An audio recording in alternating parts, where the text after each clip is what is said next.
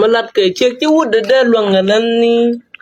che ga muy ka kunyal yu che bu ya ke talan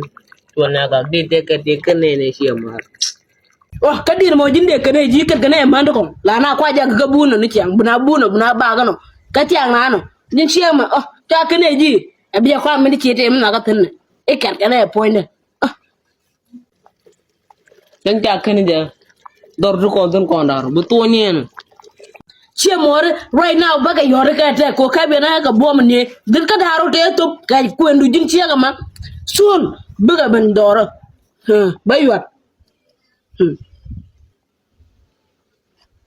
chunu be kam ne al jin chieng mi chila la bi ko yotu ko ya wa baga tin manda to la kan yo wi an no ngwa tin tu ko ke adiya la taring ko ya dila ta ni kwande chiro lo no chieng chunu be kam ne al ngut bala de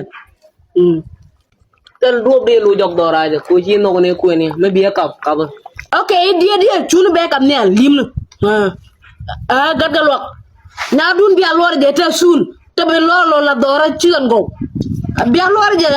I don't like this girl tell go ron chiagam de ka da rote to mene aka bota baraka bi anya dun banang gwantet kon ko nya dun te bi shide jan gwa bra petun I told I finished the talking na dun ya banang bi adet ko no goy kontet kon no en gwa gadulwa dora jage di pone wi ara ke don ton biati go chaga dan ajen biya ku ban biati ba nyodye abe chide gwanya le da gwanya da kunya dun tiyoje juye ne ade be che de kan doran ku ci ji lara ne ci jin ba kon ba to ci ngay ñew te gal ma bu becc ci daaru di dina ñu wudo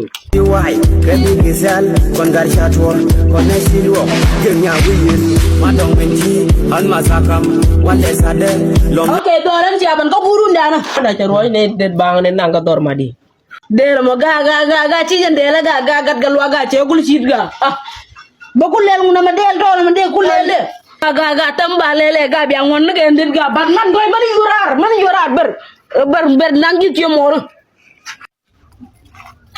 har fi sai ga dol ga kwa gurun yo gadgal wa ga man kol be yo ga yo de ga pu ñi ne tal ñam go bu jek ci wo jin dor ci la te malijin